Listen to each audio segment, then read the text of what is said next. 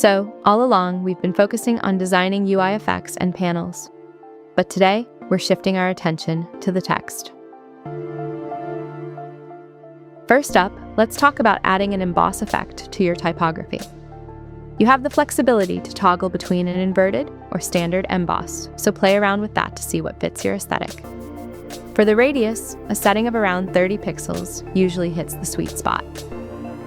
Now, if you want to achieve that clean stencil-like look and remove the color from the inside of the text, just head over to your layer effects and switch it to an erase effect. The result? Something that looks incredibly sleek.